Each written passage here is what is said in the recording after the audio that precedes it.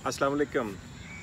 इस वक्त Punjab university hostel area के जॉगिंग ट्रैक पर मौजूद हूँ और बड़ा खूबसूरत सुबह का मंज़र है। सूरज निकल रहा है, हल्की हल्की हवा चल रही है और हर तरफ हरियाली सब्ज़ा नज़र आ रहा है।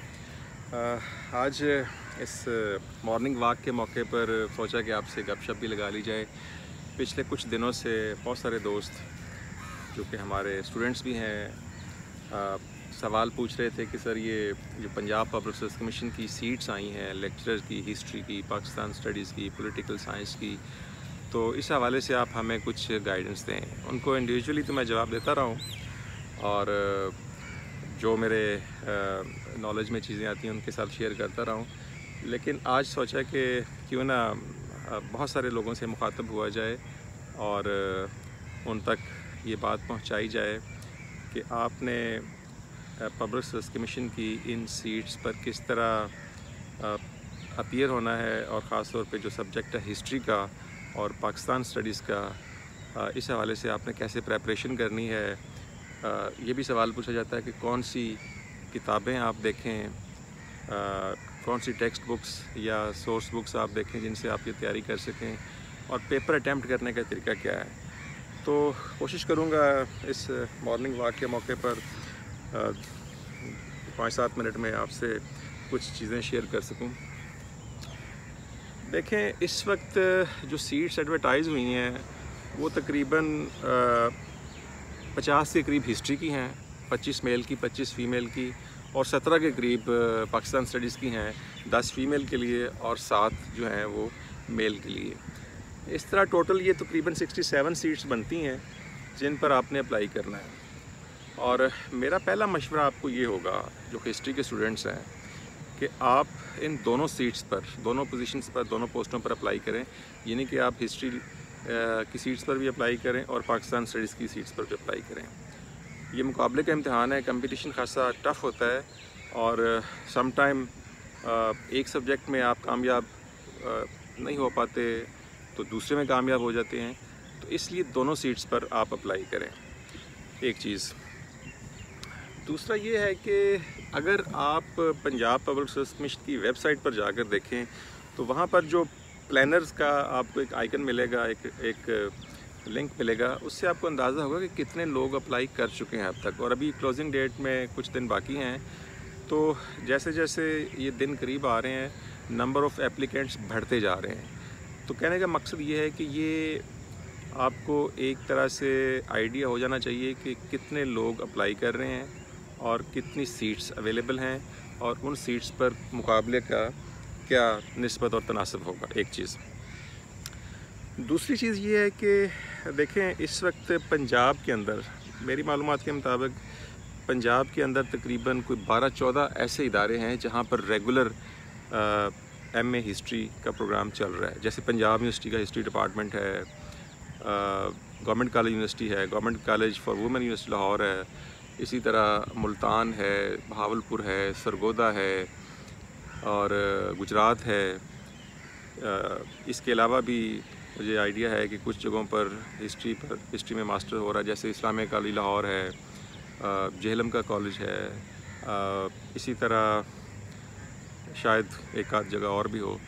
ये तो रेगुलर स्टूडेंट्स हैं। कुछ प्राइवेट स्टूडेंट्स भी हिस्ट्री में मास्टर कर लेते हैं, तो कुछ ऐसे स्टूडेंट्स भी हैं जिनका मास्टर शायद कायद-ए-आज़म यूनिवर्सिटी से हो या पाकिस्तान किसी और यूनिवर्सिटी से हो, लेकिन उनका डोमिसाइल जो है वो पंजाब का हो, तो वो भी एप्लीकेबल होंगे, एप्लीकेंट होंगे या एलिजिबल होंगे इन सीट्स पर अप्लाई करने के हवाले से।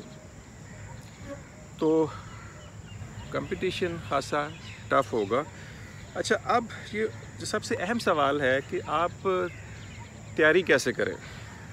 तो आपके जहन में एक तो ये होना चाहिए कि इन पेपर्स का पैटर्न क्या है।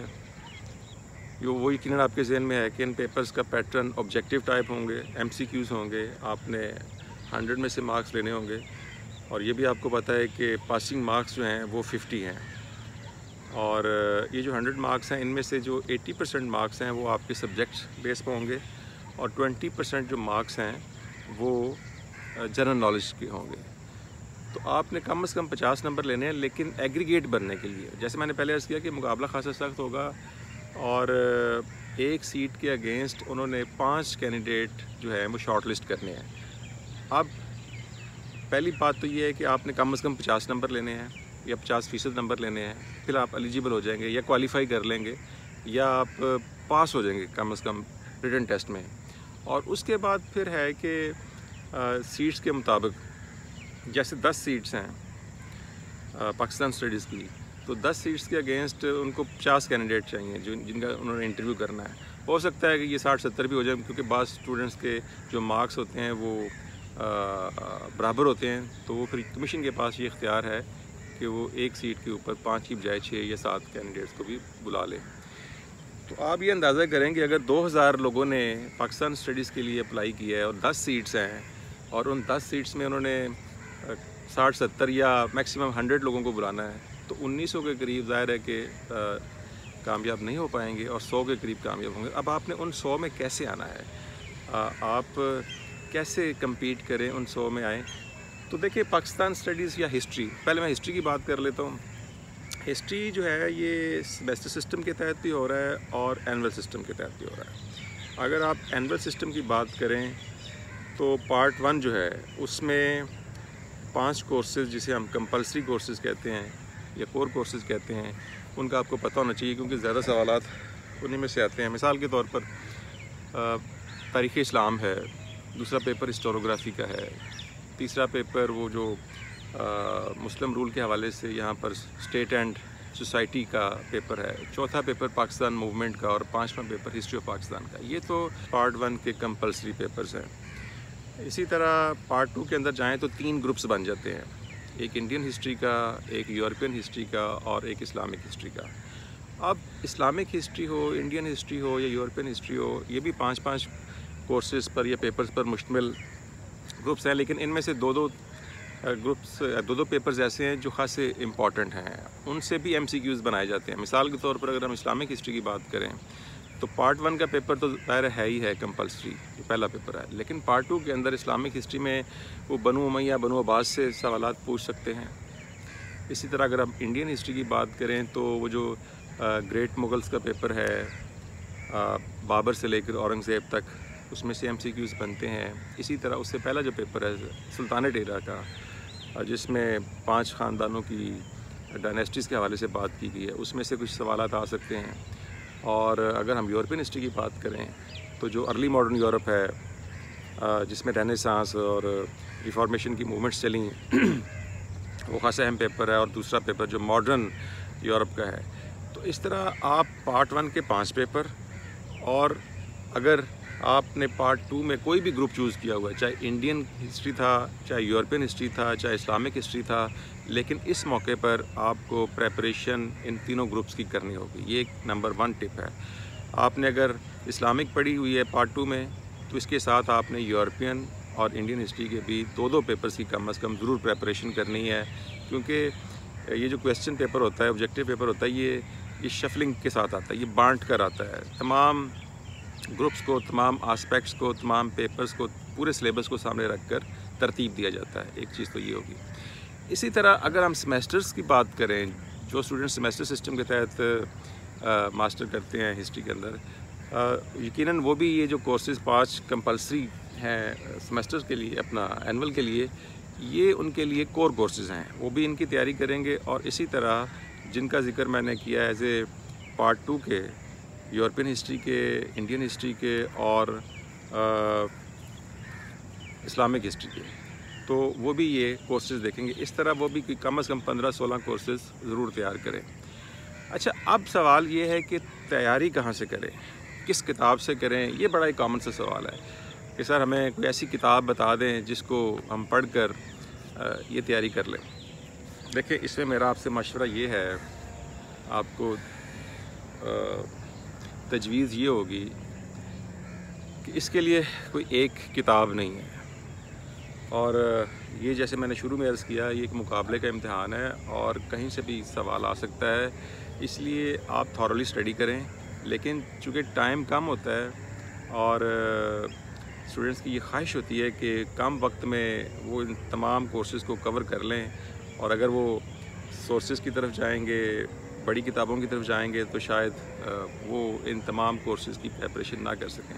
یہ بات ٹھیک ہے، لیکن میرا مشورہ یہ ہے کہ آپ کوئی ٹیکسٹ بک بھی دیکھیں. اور ٹیکسٹ بک کی اگر میں بات کروں تو میرا خیال ہے کہ ٹیکسٹ بک اگر آپ نے لینی ہے تو کسی ایسے آتھر کی لیں جو خود بھی ٹیچ کرتا ہو، ٹیچر ہو. کم از کم ہمارے پنجاب یونیورسٹی میں سے تو کسی نے نہیں لکھی، لیکن مجھے اتنا پتا ہے کہ دوسری یونیورسٹیز کے کچھ اساتذہ نے یہ کتابیں لکھی ہوئی ہیں، تو آپ وہ ضرور دیکھیں. کیونکہ جو صرف پبلشر کی گائیڈ ٹائپ بکس ہوتی ہیں اس میں بہت زیادہ مسٹیکس ہیں. میں نے 1-2 کتابیں دیکھی ہیں، ان میں خاصی مسٹیکس مجھے نظر آئی ہیں.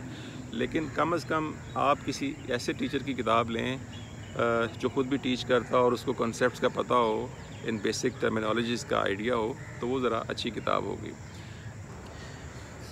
کن چیزوں کا دھیان رکھنا ہے آپ نے؟ ایک تو یہ ہے کہ اس میں مارکنگ کرتے وقت نیگیٹو مارکنگ بھی ہوتی ہے. مثال کے طور پر اگر آپ کا کوئی جواب درست نہیں ہے، غلط ہے، تو اس کے نمبر بھی کاٹے جائیں گے. اور یہ جو پبلک سروس کمیشن کی ویب سائٹ ہے، اگر آپ اس کو دیکھیں تو وہاں پر بڑا کلیئرلی مینشن ہے کہ 0.25%، یعنی کہ اگر آپ کے 4 سوال غلط ہیں تو آپ کا 1 نمبر کٹ جائے گا.